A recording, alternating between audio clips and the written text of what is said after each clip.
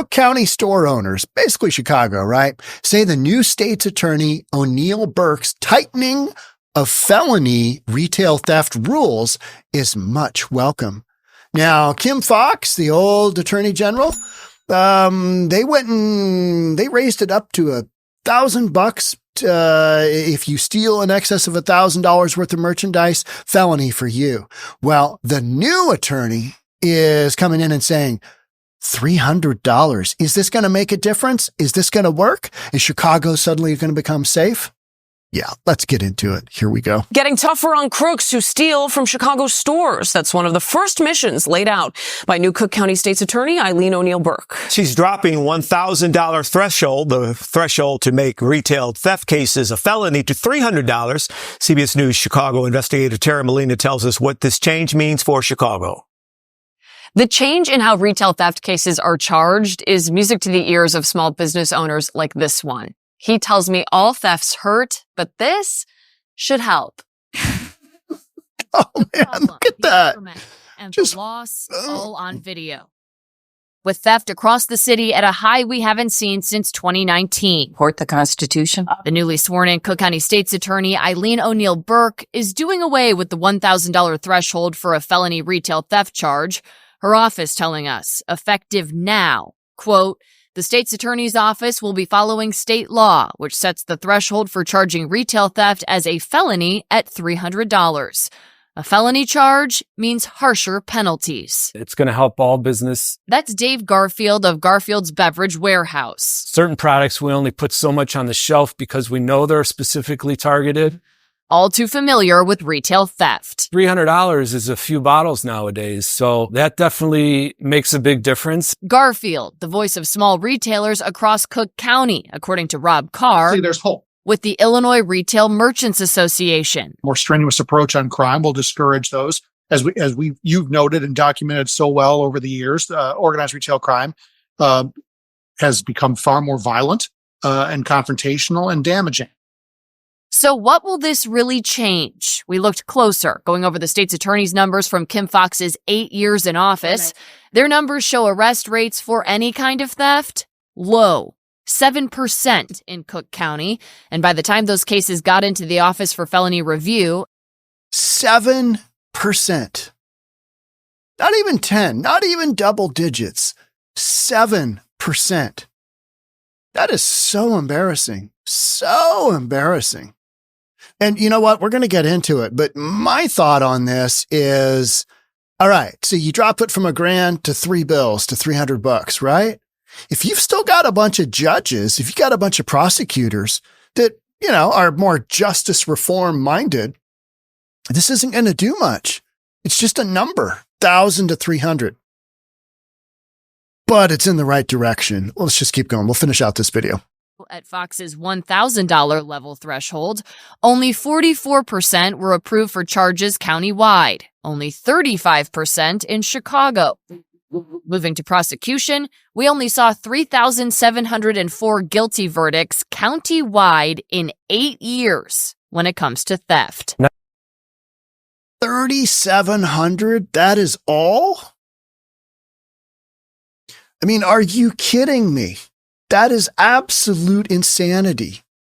Population in Cook County alone got 3,700. And what was that time period? 8 years? I mean, what was that? What was that? Let's go back and take a look. Verdicts countywide in 8 years. To theft. Nice to see that the prosecutor is paying attention to little things like this and looking out for small business. Because at the end of the day, it's not a little thing to you. Absolutely not. For CBS News Chicago, I'm Tara Molina. So this whole concept is much welcome, but is it going to have an impact? That is my question of the hour. Is this really going to move the needle? And I'd say, you know, given the way that politics has gone in Chicago, no, it won't, because you've got an entire judicial system. You've got an entire legal system that has, you know, engaged in this notion of, you know, putting people in jail as racist. So why all of a sudden going from $1,000 to $300 does this make such a big difference? It doesn't. It doesn't. And I don't think it's going to move the needle much, because unless you start actually incarcerating people and putting them away, the incentive is still out there, which is, hey, not much is going to happen to me. Yeah, it's $1,000 versus 300, but who cares? So what? Just that doesn't really matter. We're out here robbing and stealing, right? Robbing and stealing. With Eileen O'Neill Burke now officially sworn in as Cook County State's Attorney, and she is a Democrat, right? And what is so, ironic isn't the right word. Ironic isn't the right word. What is so crazy is that we went down this road of, if we can just let all the criminals run around and do their thing, take everything. And it used to be $1,000 or $1,500, whatever it was. If we just bring it down to $300, it'll solve everything. It's the whole system. It's the whole system. But what is happening in mass is that all of those policy changes that happened right around the time of George Floyd, they're all being reversed. All the DEI reversed. All of the nuttiness reversed. Now we're going to deport people. Yeah, instead of ICE giving you a nice, ride to your nearest Chicago, New York City, DC, so that you can hang out there and make your migrant dreams come true, you're going to be sent to a migrant center instead, and then they're going to deport you. Oh, you mean like the way it used to be? Like the way it used to be, you'd actually arrest people and incarcerate them if they stole enough stuff? I mean, it's just absolutely mind-blowing to me that we have to go down this road of progress to realize, oh, hey, that really wasn't that much progress after all, right? Big changes are expected in how retail theft cases are charged and handled. $1,000 threshold, which was Kim Foxx, that'll be dropping to $300, effective immediately. Again, unless the rest of the judicial system is on board with this, doesn't really matter. It's just a number, right? And the criminals know that. So we'll see if this has any teeth. Now, if, Cook County's attorney basically says, let's go, boys and girls. Let's start arresting some people. Let's start putting some people in jail. Then this might have some teeth behind it. But as far as I can see, this is a great talking point for a newly elected official that can point at and go, look, I'm really trying. I'm really going to get something done here. Yeah, well, if I start to see organized retail thefts drop in huge numbers, then let's talk, right? Check out this story. This is a good one. Showed this a while ago. This is on our reasonabletv.com. That's our private channel. Wife of prominent trans writer hacked father to death with an ice axe after Trump's victory. We've had a bunch of stabbings here in the Pacific Northwest.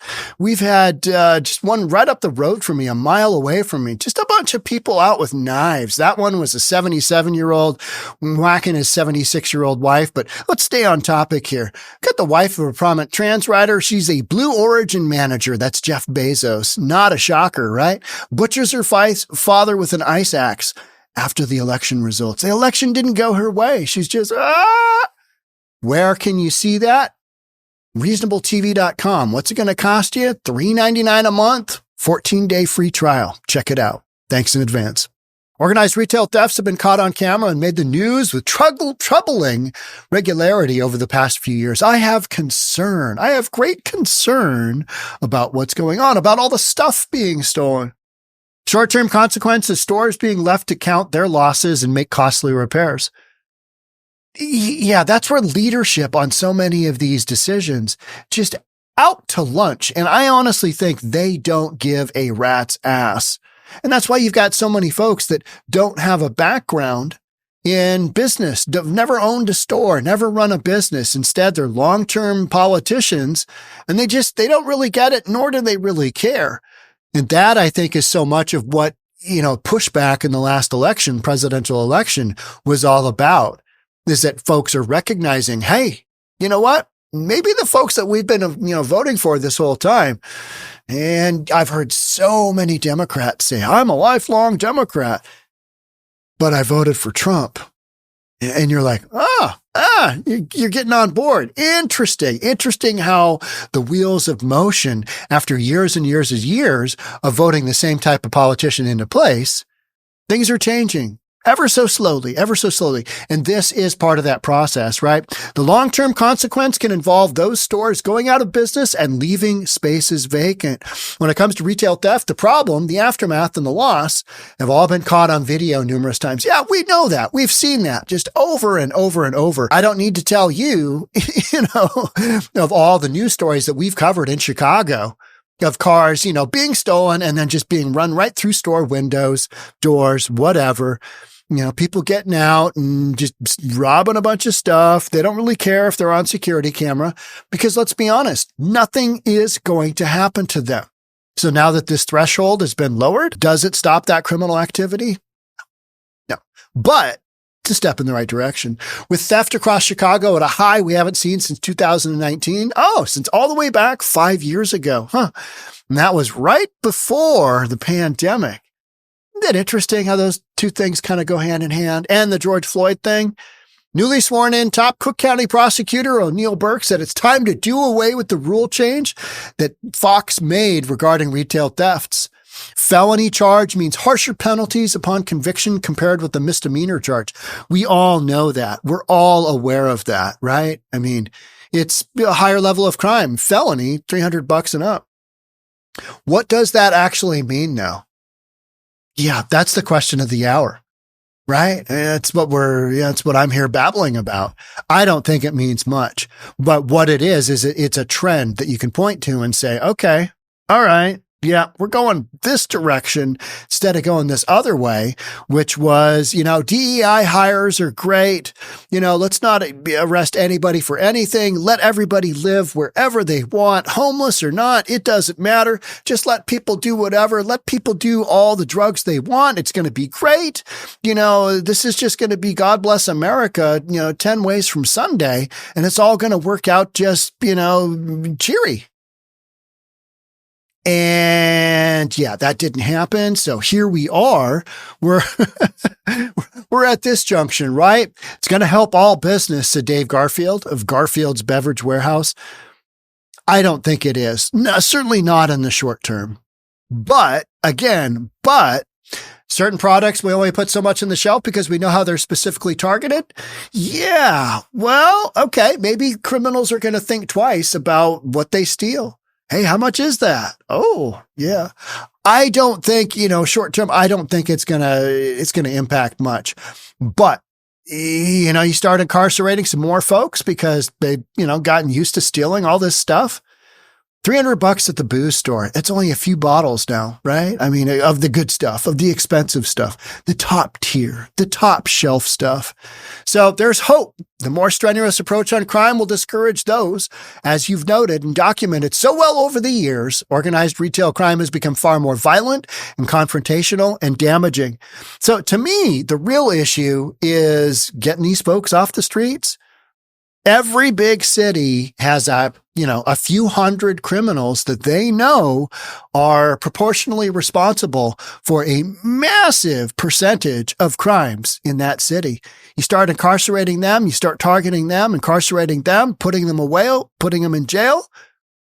Then let's talk. But we're not going to do that. We're not quite there yet, are we? Yeah, no. Because when you start to look at those numbers of whom we're incarcerating, the optics on that are not going to be good. So we don't do it. We don't do it. And we don't do it in large part because so many of these cities where this is happening, where the criminal activity is happening, are deep blue cities. And they don't want to incarcerate anybody. We incarcerate. No, we got to let people out of the jail system. We got to close those prisons down. We got to close those mental facilities down. Just let everybody run around and do their thing. Oh, it's not working out that well. 1,000 to 300. Only took 5 years to figure that out, huh? 5 years. Yeah, quick 5 years, wasn't it? Isn't that wild? 2019, we're pre-pandemic, and then pandemic hit. And it literally I felt like it just a switch was boop.